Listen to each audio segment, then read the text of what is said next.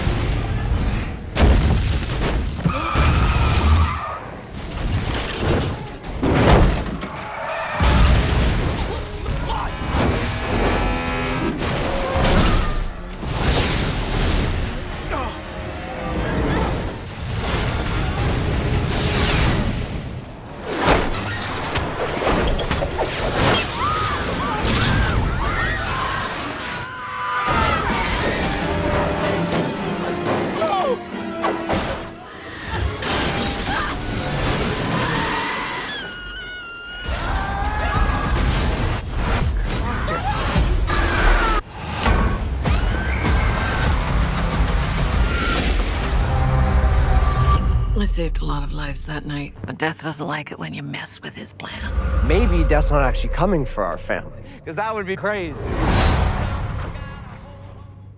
The Final Destination films have always been a rare breed in the horror genre, where the killer is an unseen, malevolent force known only as Death, and its weapon is inevitability. Since its debut in 2000, the series has carved out a unique identity, built on the premise of ordinary people surviving impossible disasters, only to be hunted down by elaborately orchestrated freak accidents.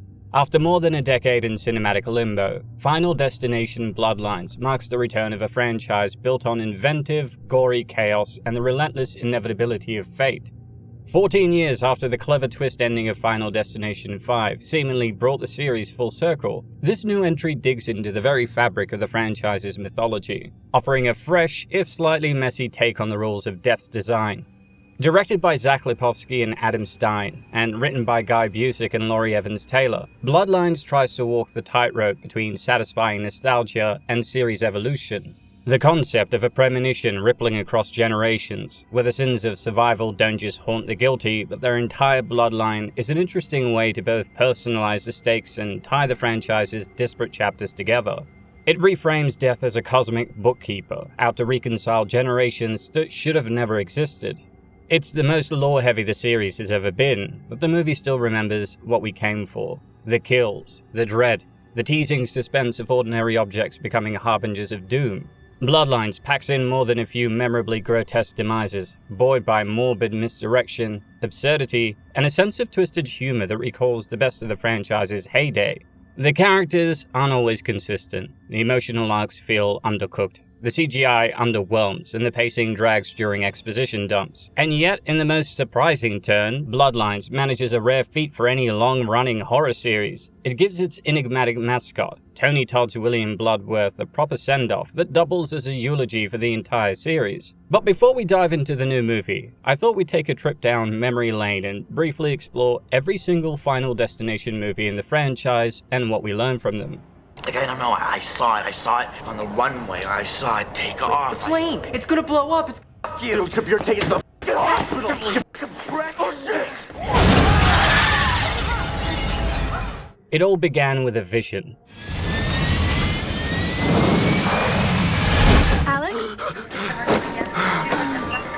Alex Browning, a high school student preparing to fly to Paris with his classmates, experiences a vivid premonition of their plane exploding midair.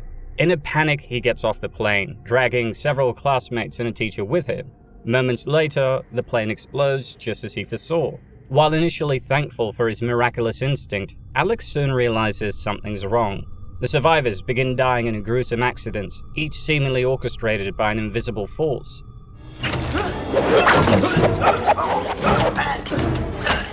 The first film establishes the rules that would define the franchise. Death has a design. Anyone who escapes it must die in the original order they were meant to perish. Interfering with that design, skipping the line so to speak, can buy some time, but Death always finds a way to correct its path. Who should be next after looting? That's the plan, that's the design! Crucially, we meet the character of William Bloodworth, a mortician with an unnervingly intimate understanding of death. Though he never explicitly states who or what he is, his cryptic warnings about Death's plan establish him as the franchise's spectral narrator, both a prophet and a gatekeeper. His presence gives the franchise a mythological flavor, like Charon ferrying the damned across the river Styx, always one step removed from the action. And in Bloodlines, we learn why he knows so much about how death operates, but more on that later. What you have to realize is that we're all just a mouse that a cat has by the tail. It's all part of Death's sadistic design. By the end of the first film, only Alex, Clear, and Carter survive, but their safety is temporary. A final twist kill in Paris teases that Death is never truly cheated. You, me, and Carter were meant to live. Or you could still be next. Shut up, Carter. In the sequel, Kimberly Corman experiences a premonition of a massive highway pileup, and she prevents several strangers from entering the freeway, including herself.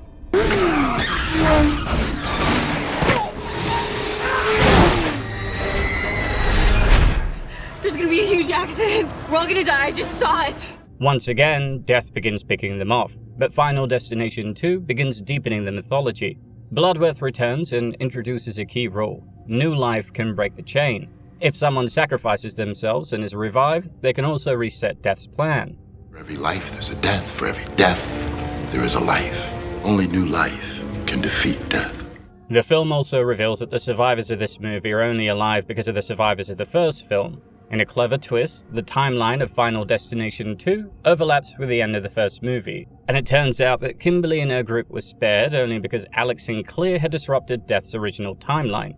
That disruption rippled forward, and Death wanted to clean up the loose end. I don't think Isabella was ever supposed to die in that pileup. This installment highlights how deeply interconnected Death's design can be. It's not just about who escaped, it's about how their survival echoes outward. Clear returns to guide the new group but ultimately perishes, along with most of the new cast. Kimberly's self-sacrifice and resuscitation seems to break the cycle, but the final scene suggests otherwise. You have to follow the signs, Kimberly. In Final Destination 3, Wendy Christensen has a premonition of a deadly roller coaster derailment.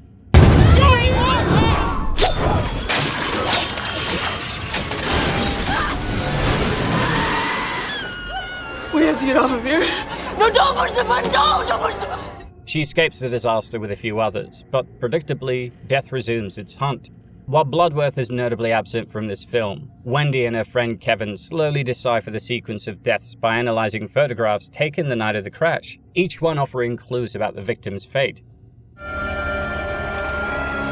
my god.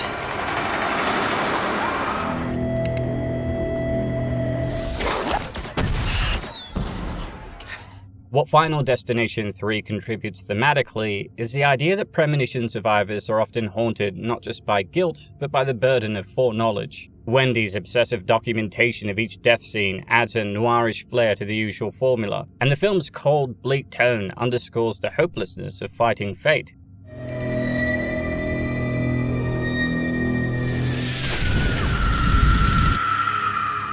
Once again, the survivors try to interfere with the pattern. Some efforts succeed, many fail. The final subway sequence ends on an ambiguous cliffhanger. Death is still in control, and no one is truly safe.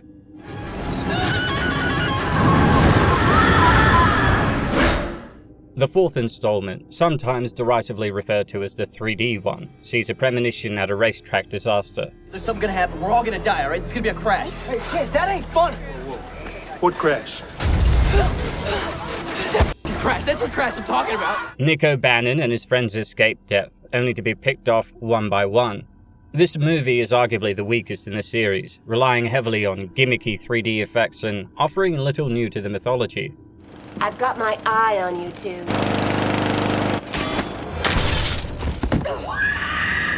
The rules are largely reiterated from previous films. The order of death, the possibility of skipping turns, and even a fake-out ending involving sacrifice and rebirth. Bloodworth is absent again, and there's no deeper connection to the larger lore. In many ways, this is the most standalone of the franchise, serving more as a greatest hits compilation of gory deaths than a meaningful expansion of the story. It's fun in a superficial way, but it contributes little to the broader narrative.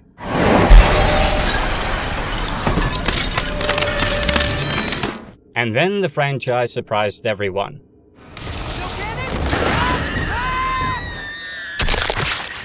Final Destination 5 begins with a suspension bridge collapse, one of the series' most elaborate and terrifying set pieces. Sam Lawton foresees a disaster, saving several people, but this time the rules change. Bloodworth returns and offers a new wrinkle. If a survivor takes another life, they can claim that person's lifespan for themselves. You changed things on that bridge. So you let death have somebody else in your place, and then you take their spot in the realm of the living. This idea of moral corruption, murdering to survive, introduces a sinister ethical dimension to the series. One character kills someone accidentally, and it appears to work, but is ultimately caught in death's web anyway. The real genius of Final Destination 5 lies in its twist ending. It's a prequel to the first film. The characters board Flight 180, the doomed plane from the original, and their fates are sealed.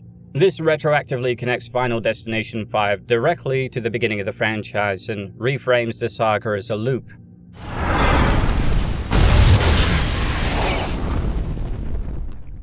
What began as a clever turn on the slasher formula has over 6 films evolved into a surprisingly cohesive mythology about fate, consequences, and the butterfly effect.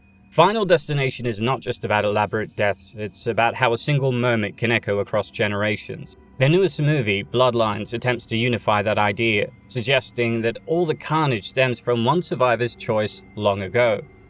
It all started with Grandma. Death is coming for us because we were never supposed to exist. Bloodlines begins in 1968, during the glitzy grand opening of the Skyview Restaurant Tower, a retro-futuristic glass-walled tower clearly designed to evoke the thrill and terror of heights. Here we're introduced to Iris Campbell, a young woman attending with her boyfriend Paul. What begins as a romantic evening quickly turns into a nightmare. Iris is overcome by a vivid premonition. A chandelier cracks, the gas heater leaks, the glass floor gives way, and chaos erupts. The guests plummet to their deaths. Flames engulf the restaurant. It's a devastating spectacle of falling bodies, shattering glass, and crushing steel, a standout in the franchise's pantheon of opening disasters. But then, in a twist, we learn that the event never actually happens. Iris woke up from her premonition, screamed, and evacuated the restaurant in time to stop the collapse. Everyone lived. The disaster was averted. Or so it seems. Cut to the present day and we meet Stephanie Reyes, a struggling college student plagued by recurring nightmares of that same event. Caitlin Santajuana, who plays Stephanie, is burdened with carrying the film as the protagonist, yet is never given the depth or autonomy needed to truly own that role. Her performance is restrained, sometimes effectively, but more often comes across as vacant or reactive. This isn't entirely her fault. The character is defined by anxiety, but she's largely passive, constantly reading from books, asking questions, or responding to information that others give her. She doesn't have an arc so much as a trajectory, from confused to doomed. So, her annoyed roommate Val encourages her to take a break and go home, prompting Stephanie's journey into the past, both literally through family and metaphorically through memory. Back home, she reconnects with her soft-spoken father Marty and a younger brother Charlie. Tio Briones fares slightly better as Charlie, if only because he injects a bit of sincerity and warmth into an otherwise cold ensemble. He has natural likability and an easy rapport with Santajuana, but again, the writing does him no favors. Charlie is reduced to a supportive sibling, with a few bits of dialogue meant to make him seem empathetic, but there's no real depth to who he is or what he wants. As Stephanie begins digging into her family history, the plot introduces her extended family. Her uptight but loving Uncle Howard, his wife Brenda, and their children. The sarcastic, over-pierced Eric, the quietly kind Bobby, and the snarky but underwritten Julia. The characters are sketched in broad strokes. Anna Laura as Julia and Owen Patrick Jonah as Bobby are barely present as characters. Julia is little more than a hyperactive archetype whose primary function is to die. Bobby is kind-hearted, allergic to nuts, and that's about it. Richard Harmon's Eric, however, steals the show with his sardonic detachment and faux nihilist arrogance. He instantly feels like someone who knows he's in a Final Destination movie and is too jaded to care. Against Howard's wishes, who claims that Iris upended his and his sister Darlene's lives by refusing to let them leave the house for fear that they might die, Brenda points Stephanie to a stack of letters sent by her grandmother Iris, now played by Gabrielle Rose. The tone shifts as Stephanie treks into the woods to confront the woman whose nightmares she's been reliving. Iris lives in a self-fortified cabin, bristling with spikes, traps, and paranoid survivalist gear. I get that she set it up to better predict how death would kill her, but I couldn't help but feel that she would have been safer in a padded room like Clear.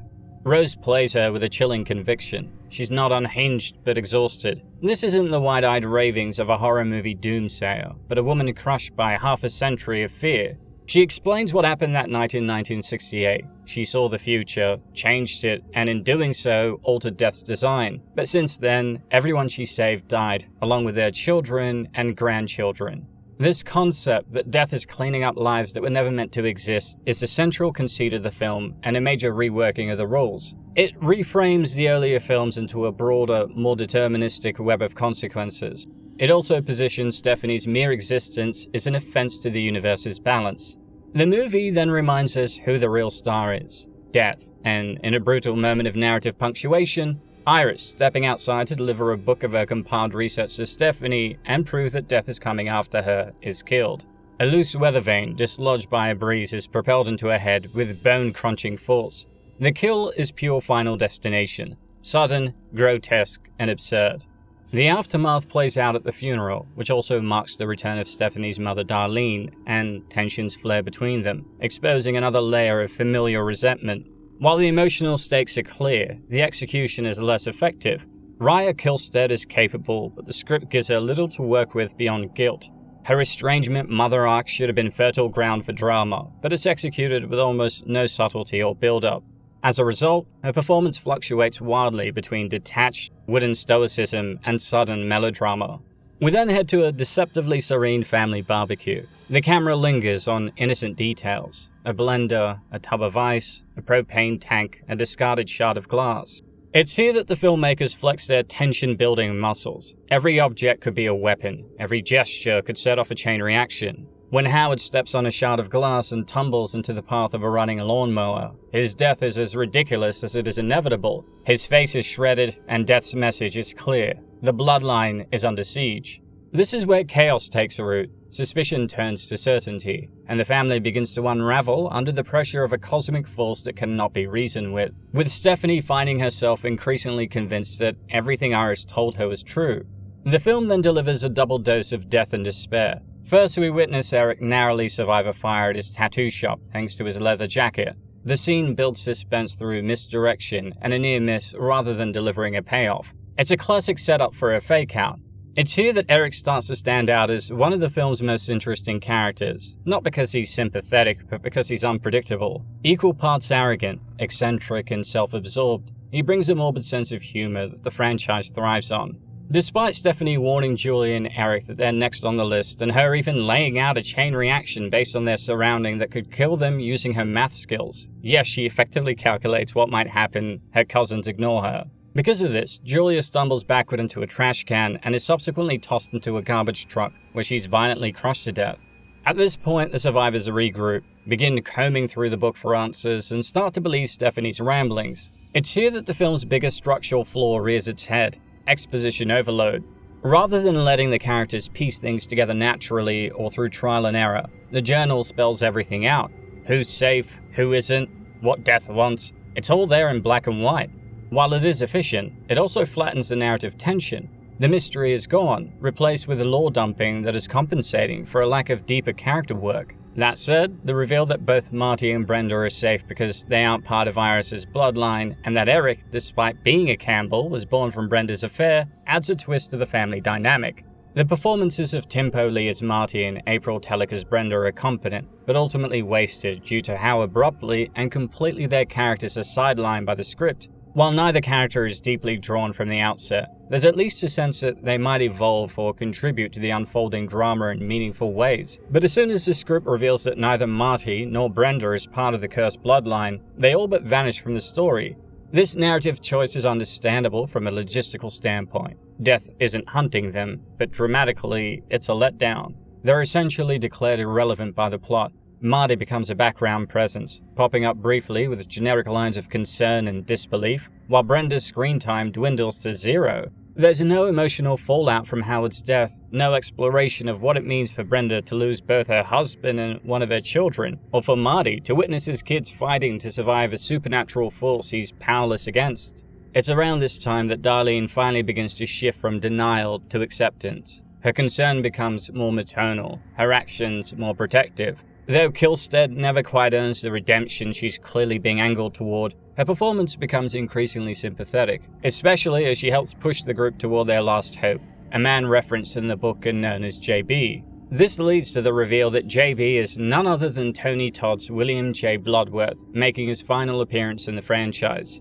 Now older, dying and working quietly at the hospital, Bloodworth serves as both a spiritual guide and the embodiment of the franchise's legacy. He explains that he was the child that Iris saved in the opening, and the last person to die in that premonition. His monologue, gentle, cryptic, and imbued with sorrow, feels more like a farewell, and he offers him two paths: either take a life to claim its years, or die and be revived. Bloodworth's appearance also suggests that death is motivated by cosmic bookkeeping rather than petty vengeance. The idea that every birth from that night in 1968 was an anomaly adds a cruel existential twist to the formula. It's not about cheating death, it's about not being meant to exist in the first place. What's fascinating is how this recontextualizes the entire franchise.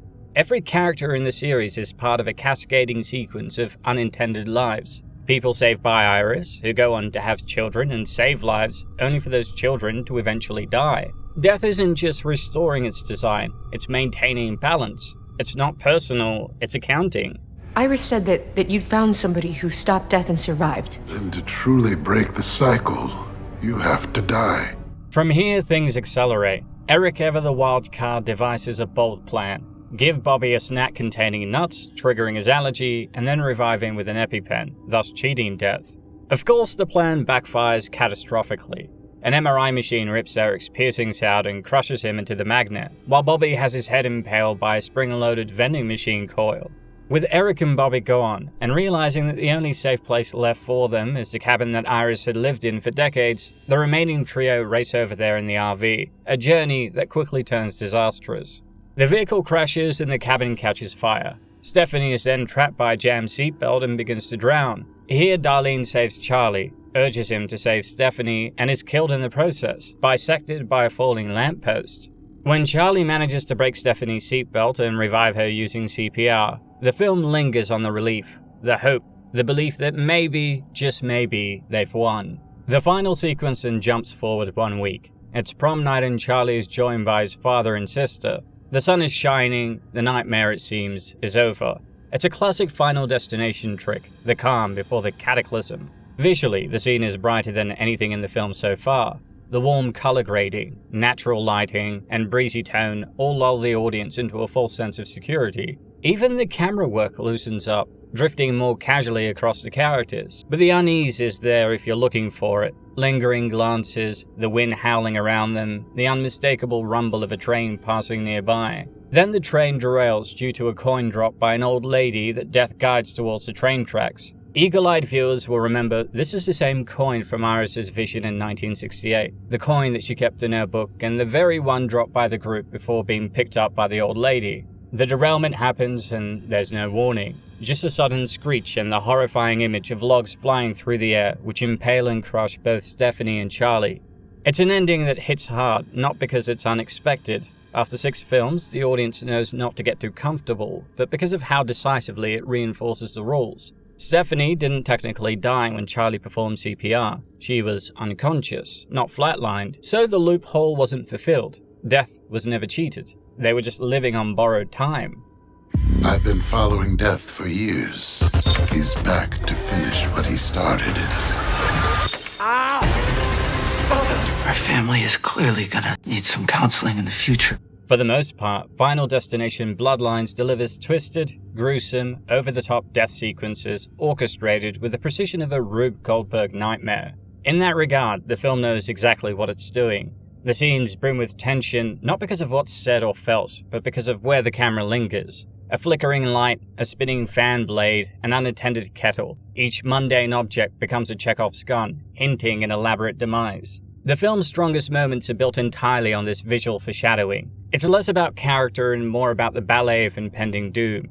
You're not watching people, you're watching puzzle pieces click into place. Morbid inevitability unfolding in real time. And that part is fun. The creative kills are engineered with sadistic glee and directed with an eye for suspenseful misdirection. Even when the CGI falters, the setups are clever enough to keep the tension simmering. The filmmakers clearly understand that how someone dies is more important than who they are in this franchise, but therein lies the problem. For all its visual inventiveness, Bloodlines has some of the shallowest, most undercooked characters in the series. While earlier entries gave us protagonists who felt just real enough to root for, Alex, Kimberly, Claire, and Wendy, Bloodlines just gives us placeholders. Stephanie, Charlie, Darlene, Eric, Julia, Bobby, they're not people so much as roles to be filled. The final girl, the lovable sibling, the bitter mum, the comic relief, the next kill. None of them are meaningfully explored beyond the bare minimum, and that lack of depth prevents any emotional attachment from taking root. Death becomes the only thing you care about, because the characters aren't written to earn your investment. This hollowness is compounded by the script's over-reliance on Iris's book, a narrative device that is simultaneously fascinating and detrimental. On one hand, it expands the franchise's mythology, which I love. It gives the film a backstory and paints Iris as a Cassandra figure, cursed with the knowledge that she can't change. Her survival didn't save anyone, it doomed them all. But in execution, the book becomes a crutch. Rather than having characters slowly piece things together as in past films, where figuring out the death order or the concept of skipping someone built momentum, Bloodlines opts for characters reading pre-baked answers out of a book. It strips away the sense of mystery and discovery that gave earlier films their urgency. One of the franchise's enduring strengths was that the characters had to learn how death operated through painful experiences. They made guesses, they argued, they tried things that sometimes worked. In Bloodlines, the lore is simply handed to them. The tension isn't earned, it's instructed. It's especially frustrating because the film briefly shows how giving characters agency could have worked. Stephanie using her powers of deduction to predict how Julia might die is a genuinely engaging moment. It's active, it's clever, it makes her feel like a participant in her own survival, but it never happens again. The rest of the characters spend the film referencing the book like a cheat sheet, removing the need for deduction or creativity. Still, there's something oddly entertaining about Bloodlines despite its flaws. It's not lazy. In fact, it's bursting with ideas. Too many at times. The central conceit of death targeting not just individuals, but entire family trees is a compelling evolution of the mythology. The reappearance of Bloodworth, played for the final time by Tony Todd, gives the film a haunting gravity. And the final twist, with both Stephanie and Charlie cut down in the last moments after seemingly escaping, delivers the kind of bleak punchline the series is known for.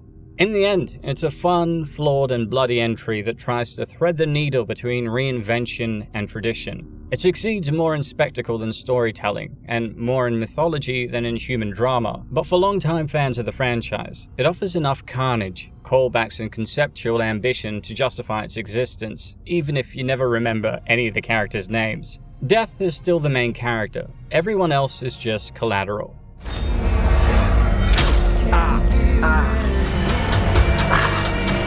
Come on!